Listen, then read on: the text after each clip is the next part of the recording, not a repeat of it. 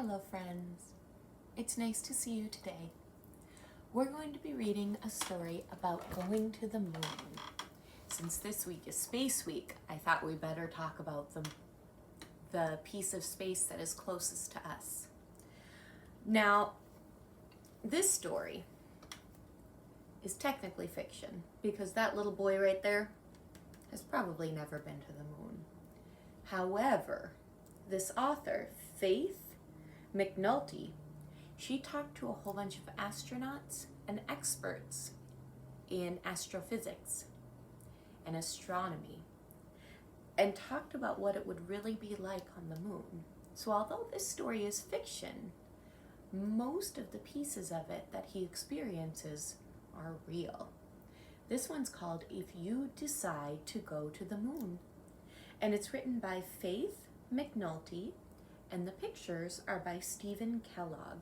That means he's the illustrator. Ooh, somebody left a bookmark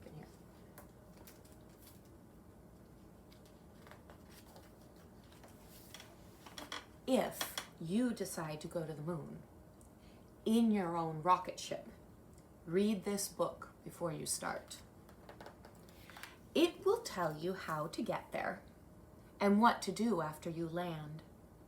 The most important part tells you how to get home, because you don't want to stay on the moon forever, do you? Check the things you will need: spacesuit, air tanks, books, and games. Don't forget your journal and plenty of food. Peanut butter, apples, and cake will taste good in space. Water and juice are also important. To get to the moon, you will travel about 240,000 miles, a long trip, but rocket ships go fast. If you average 3,750 miles per hour, you will get there in 2.5 days. Get aboard, close the hatch, light the burners. 10, 9, 8, 7, 6, 5, 4, 3, 2, 1, blast off! You shoot up, up, up into the sky. As your ship rises through the clouds, your body is pressed against the seat. At first, you feel very heavy. Don't worry. This feeling will go away. For a few seconds, you fly through a mixture of clouds and air and dust that hangs over the earth. It is not very thick, only about 15 miles. You will shoot right through it into space. Space is dark and empty. There is no air in space, no clouds, no rain, only a few specks of dust, some rocks called meteors, and some chunks of ice called comets. Both meteors and comets are pieces of stars that exploded long ago and have been flying around in space ever since. If one hit you, it would be very bad. But space is so big and you are so small that a collision is unlikely. In the blackness of space, the stars shine like 1,000,000 fireflies. The sun blazes with fiery light, and the moon, the mysterious moon, glows like a pearl in the black, black sky. Of course, you know that the moon has no light of its own. It glows in the light of the sun. Up here in space, you may feel very alone. Don't look back at the earth. It would make you even lonelier. This is the time to play some cheerful music. Eat a peanut butter sandwich. Keep your eyes fixed on the shining moon and settle down for a long ride. relax. Take off your seatbelt and be prepared for a surprise, because you are weightless in space. You'll feel amazingly light. You will float like a feather inside the cabin and bounce off the cabin walls. But you'll bounce very lightly, and you'll find it a lot of fun. When you are thirsty, don't try to pour your orange juice into a glass. With everything weightless, it would collect into floating liquid balls and become an orange juice blob. You can drink out of a squeeze bottle instead. See? After supper and a squeeze of juice, it's time for bed. Tie yourself to your bunk so you won't float away, and settle down for a good night's sleep. Of course, there is no nighttime in space. You will have to pretend. Try to have sweet dreams. When you wake, you will be much closer to the moon. It will be big and round and very bright, with dark patches that looked like lakes or seas. They were made billions of years ago, when the moon was very hot, hot enough to melt stone. Now and then, melted stone spurted up through the crust and spread out on the surface like spilled soup. When it cooled, it hardened into stone, called lava. From Earth, these smooth, dark places look like oceans. Playing cards will help you to pass the time, but if you drop them, they will drift around the cabin like butterflies. Floating around to catch them feels like swimming in a dream. The first humans to go to the moon landed on the Sea of Tranquility. It's marked on your moon map and would be a good place to land. But you still have a long way to go. When you are tired, lie down and look at the stars. On Earth, you see only the stars that are above you. Up here, there are stars in every direction. You might write in your journal, I wonder how far space goes, and I wonder where it ends.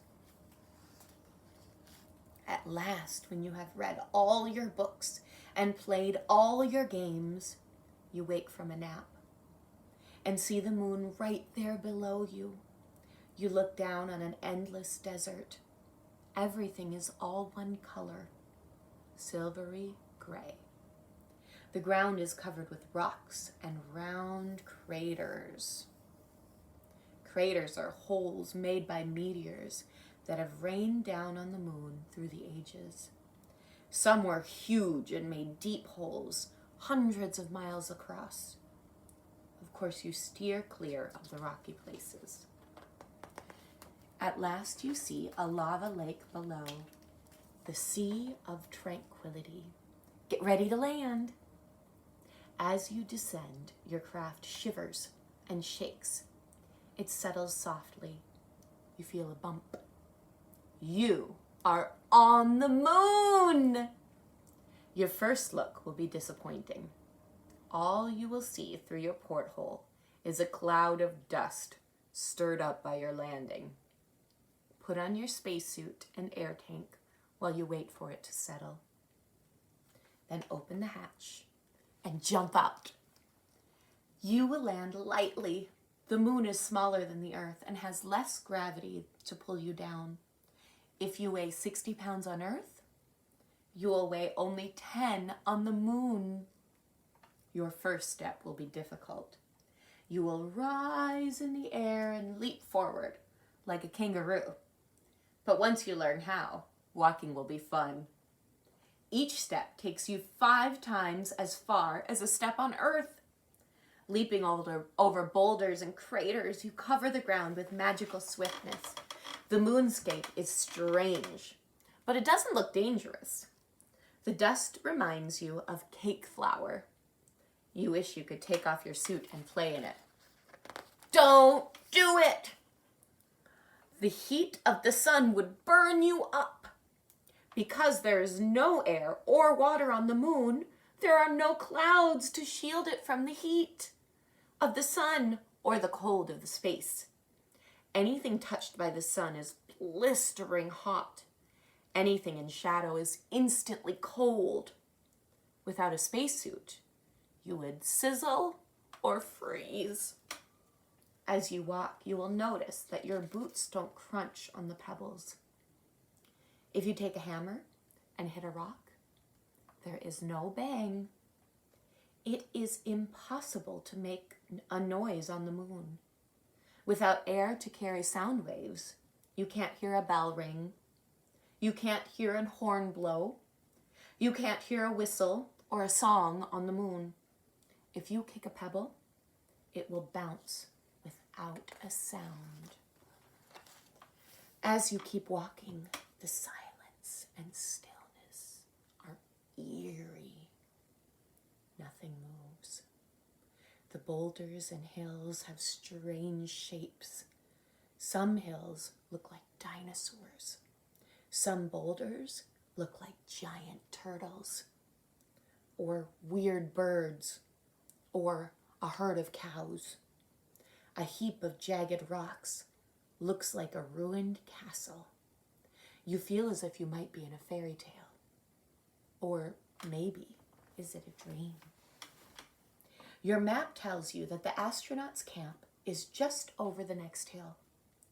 As you climb, you wonder if things will look different on the other side. Will you find something green? Something alive? A meadow of moon grass? Maybe a herd of moon cows? What do you think? The answer is no. The hills stretch on and on to the horizon, where the rim of the moon meets the blackness of space. Everything on the moon is lifeless and still. To find the astronauts' camp, climb to the top of a boulder and use your binoculars to scan the distance. Look for a patch of color, the red, white, and blue of the flag that the astronauts left behind. It will stand out against the gray dust. As you get closer to the camp, you will see everything the astronauts left behind. Strewn amidst the lunar dust, tools and equipment are scattered about. Their boot prints look fresh, as though they were made a moment ago. There is no wind or rain to wear them away. The astronauts left a message for anyone who visits the moon. You find it written on a special plaque. Here, men from planet Earth first set foot on the moon, July 1969 AD. That's over 50 years ago. But the flag they planted isn't flying. The flagpole was blown over from the blast when the astronauts took off, and the flag is lying in the dust. You pick it up and push it deep into the sand. The flag is stiffened with wires so that it looks as though it is flying, even though there is no wind. It is a brave and wonderful sight, and reminds you of the courage of the astronauts who brought it here. If astronauts ever return, they will find the flag flying once again, and your footprints in the dust. But now your tank of air must be half empty. It's time to return to your ship. Your trail of footprints will lead you back. You retrace your steps in leaps and bounds. When you see your spaceship waiting, you are suddenly, terribly homesick. You can't wait to get back to Earth. Take a last look at the moonscape. Get aboard. Close the hatch and pray that the computers will start. You push buttons, lights flicker, machinery whirs, rockets fire, your ship lifts off. Your heart lifts too. But you have thousands of miles to travel. You'll just have to be patient. Whenever you feel discouraged, look through your porthole.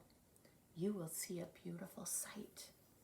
Earth surrounded by stars, shining like a blue and white ball on a Christmas tree. The nearer you get to Earth, the more wonderful Earth will seem. Finally, you are close enough to see the continents and the oceans. You can see clouds and rain and wind moving across them, connecting everything on Earth.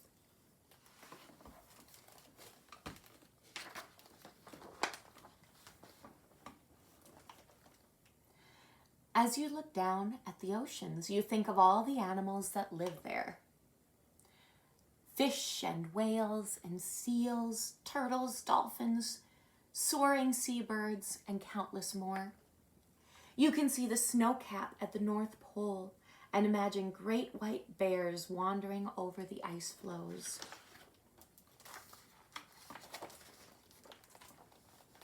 You can see Earth's marvelous variety, green forests and grassy plains, mountains, lakes, and deserts that are home to animals, plants, and people too.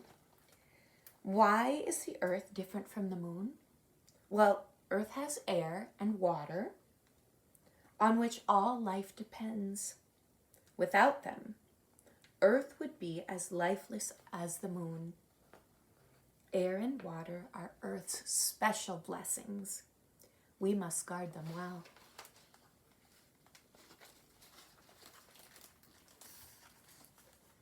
Your trip is almost over.